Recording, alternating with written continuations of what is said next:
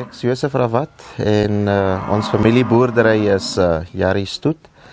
Ons spesialiseer hoofsaaklik in hugenootstoetbeeste wat ons hoofste aspek is rondom waar ons fokus. Ons boer ook met boerbokke stoet en dorperskape stoet ook, so is 'n groot stoetboerdery. Ons is hier in die hartjie van die Waterberg, of laat ek eerder sê in die voetpaadjie van die Waterberg. Nylstroom is natuurlik die begin van die Waterberg, soos hulle sê.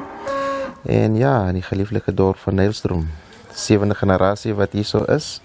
Kinders is nou die 8ste generasie, so baie bly om hier te wees en hier te boer. Ons is konstant op soek na nuwe tegnologie in die mark in. Ons is konstant op soek na nuwe metodes om ons teelwaardes te verbeter. Dit speel 'n baie belangrike rol in stoetteelery. Soos Prof Bonsma altyd gesê het, jy weet, om te meet is om te weet, en definitief, dit is die beginsel waar ons boerdery begryp en bestaan. En ons is, soos ek sê, hoofsaaklik uitkyk na genomiese toetse. Dit is wat ons hoof ding is hierso, wat ons doen toetse op al ons diere, genomiese toetse, en dit is hoekom ek sê, tegnologie, baie belangrike rol in ons spesifieke boerdery. Boerdery in die nuwe eeu waarin ons gaan, het 'n baie belangrike rol om te speel vir elke boer.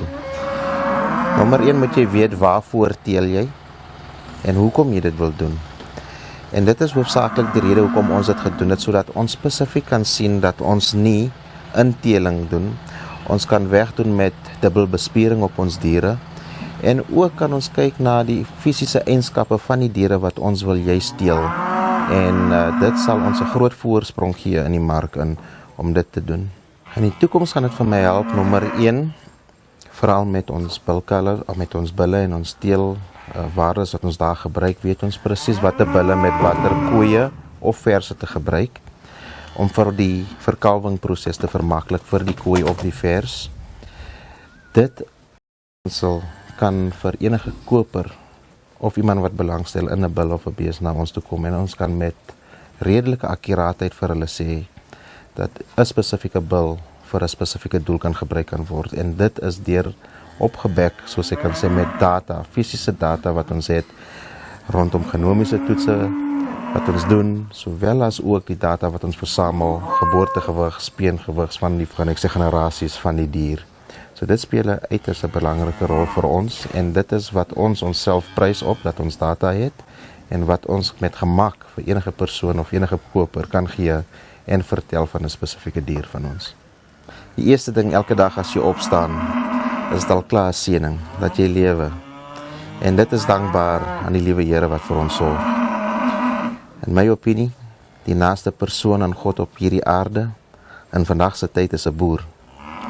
Want 'n boer werk met diere wat nie kan praat nie en nie kan gesels nie. En die frustrasie van 'n boer om te weet hoe om die dier te behandel, speel 'n baie belangrike rol in geduld. So wat ek vir mense kan sê is, vandag as jy wakker word en jy het klere aan jou en jy het kos, jy is beskou as deel van die 10% van die rykste mense op aarde. En met dit kan jy voortgaan. Alles is in jou hande. Dan hang net af hoe jy dit wil doen.